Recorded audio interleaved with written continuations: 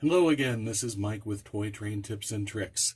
Today we are looking at a technique that just about every O-gauge hobbyist should know, but many don't. But it's a very simple technique and it is very, very useful. And what that is to phase your transformers.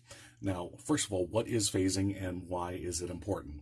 Well, first of all, I'm not an electrician, so I am oversimplifying the process here, but AC current doesn't, you think about traveling like water through a pipe from one direction to another in a straight line and back. AC power actually changes direction. And in fact, in the United States, we talk about 60 cycle current. That means 60 times a second, the AC power is switching directions.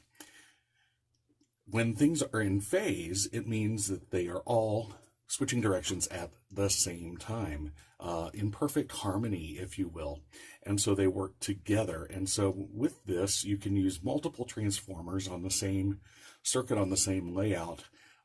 It simplifies the wiring, and it allows you to increase the amount of power that you have for the layout, less expensively than buying one huge transformer like a ZW with multiple taps.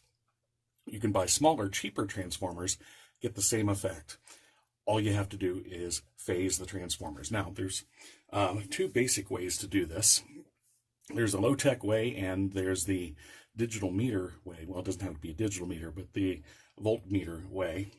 And I'm going to show you both of them. So when you're phasing, you can go old and new. You can phase transformers at different manufacturers, different wattages. Again, here we have a newer CW80 by Lionel. This is this particular one was probably late 1990s, and here we have a late 60s, early 1970s Lionel starter set one. So if you have a more modern one, use that. You have to pick one of your transformers to be the master, to be the one that all of the others are phased with. And if you have a modern one, that's a good choice to start with. Well, one, it's already marked. They intend this to be the common terminal and this to be the hot. The other thing that makes a modern one more worthwhile is the plug itself. One side has the fat plate, so it only plugs in one way. So you can't turn it around and get the opposite side. So you plug that in the only way that it will go. And I'm going to turn the power on my CW.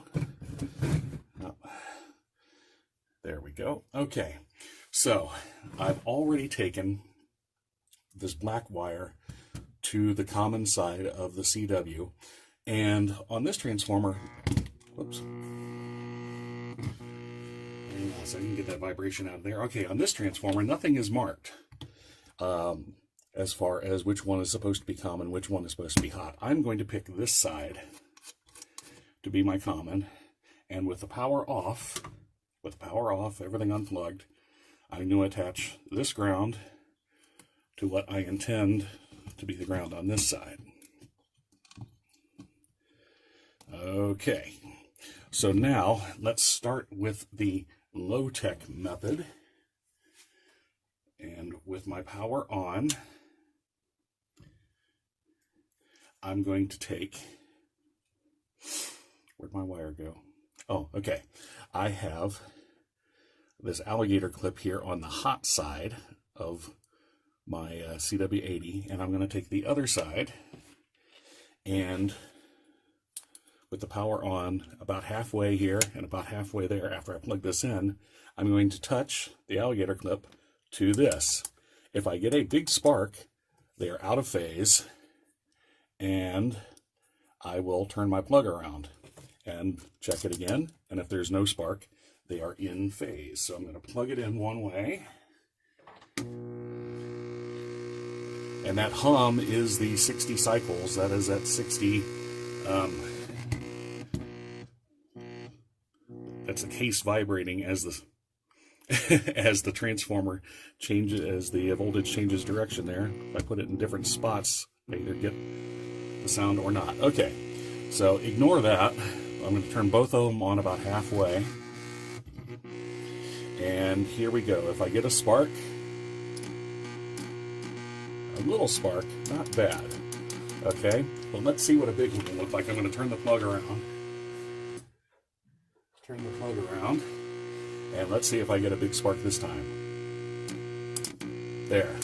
Okay, that, and you also see this goes off as an overload. That is out of phase.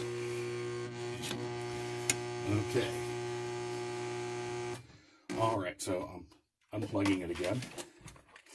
And so what I would do is I had my plug plugged in this way. Notice that there's no fat blade on here. I can plug it either way. But I add this little adapter and I plug it in. And now I know when I plug it in, it's always going to be the same way and it's going to be phased. But let's show you the other way real quick. And with that, I don't need the power on. I do need them plugged in.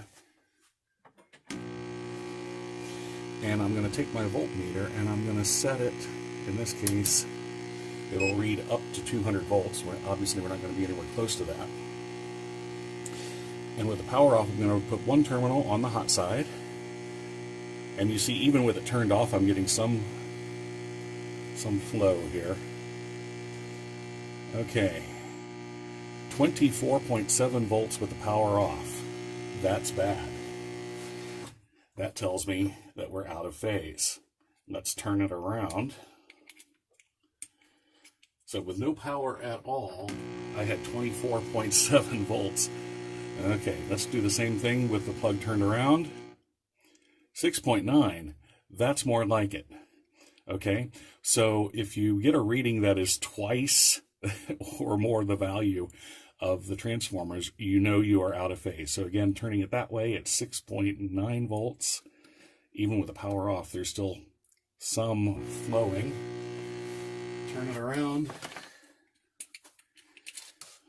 And again, this is going to be crazy. This is going to be 20 something.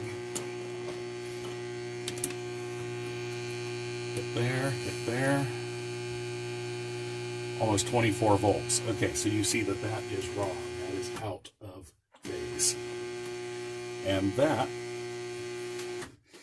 that's getting annoying. Okay. And that is how you do it. The two different methods. You can either look for the big spark and you know that is wrong, or you can look for the big voltage and you know that is wrong. So what this does for me on the layout is I can run one power pack to track power. I can run one power pack to accessories, and you can add an infinite number of these as long as your household current can handle the flow. You can add an infinite number of transformers as long as they are all phased together, and phase them all back to your one master, so make sure that everything matches. Now, once you're on the layout, you can disconnect these. You don't have to have this directly wired to this. It can be indirect. In other words, if each ground terminal is going to the same common bus, that works. But best practice, just to make sure, you can still run an additional wire from common to common, just to make sure everything is all still in phase. So if you're running multiple loops and a locomotive goes from one loop to the other, the transformers are in phase, not a problem. If they're out of phase, you could fry some electronics. You could have however many transformers you need to run however many loops, how many accessories. As long as they're all in phase, you can do it that way. So what some modelers will do is that they will buy a massive transformer like a Lionel ZW that has many outputs to run their different loops and different accessories. Those transformers are nice, but they're also very pricey. You could spend $250, $300 depending on condition. Whereas if all you need is this to run your switches, you can buy this at a show for $5. This is about $75, $80. You can buy something like a Marx 1859, which is 150 watts, for under $50. So compared to the cost of a ZW, buying lots of smaller transformers to run the different accessories is a whole lot cheaper.